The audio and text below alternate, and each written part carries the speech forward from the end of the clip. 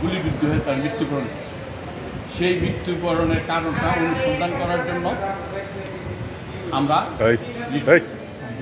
এবং কালকে কোর্টের অনুমতি নিয়ে আমি আবার আরেকটা রুল চাইছি, সেটা হলো যে এই 1 জুলাই থেকে 5 আগস্ট পর্যন্ত যেই মাস কিলিংটা হইল ছাত্র আন্দোলনকে দমানোর নামে, এই মাস কিলিংয়েরও একটা আন্তর্জাতিক নিরপেক্ষ একটা তদন্ত কমিশন চাই।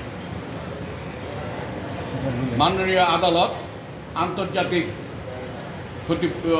তদন্ত কমিশন সহ এই কেন এর উপর রুল দিচ্ছেন এবং শিশুদের বিষয়টা রুল দিচ্ছেন এবং 1 কোটি টাকা ন্যূনতম 1 কোটি টাকা ক্ষতিপূরণের ব্যাপারে রুল দিচ্ছেন এবং এই ব্যাপারে অ্যাটর্নি জেনারেল কোনো দ্বিমত পোষণ করেন নাই।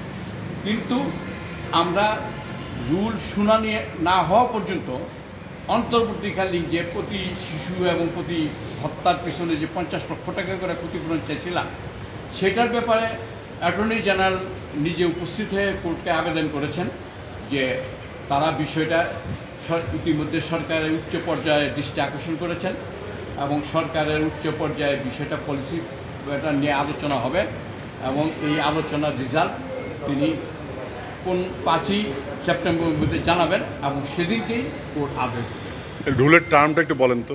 রুলের টার্মটা তো যা বলছি এটা ইংরেজিতে বলবো না না না, কোর্ট কীভাবে আপনাকে দিয়েছে? রুলের টার্মটা হচ্ছে যে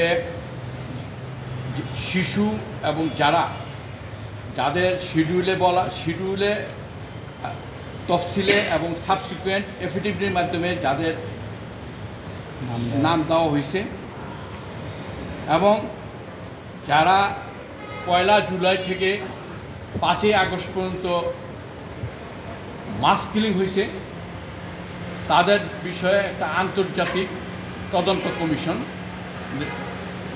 গঠন করার ব্যাপারে রুল এবং ন্যূনতম 1 কোটি টাকা ক্ষতিপূরণ দেওয়ার ব্যাপারে রুল। এখন শুধু রুলে কি আপনি সন্তুষ্ট? আমি যেহেতু অ্যাটর্নি জেনারেল বলছে যে 5 তারিখের মধ্যে তারা গভর্নমেন্ট পলিসিটা নির্ধারণ করে জানাবেন, অন্তর্বর্তীকালে কী পরিমাণ ক্ষতিপূরণ দেবেন, এটা আমি আপত্তি করছিলাম। কিন্তু অ্যাটর্নি জেনারেল যখন বললেন যে এটা আমি টপ প্রায়োরিটি হিসাবে নিলাম এবং আমরা বিশ্বাস করি যে তিনি 5 তারিখে জানাবেন এবং কোর্ট তারা এই জানায়, সরকার যেটি জানাক কোর্টের তো একটা নিজস্ব এখতিয়ার আছে এবং 5 সেপ্টেম্বর এটা কলেজে আসবে আদেশের।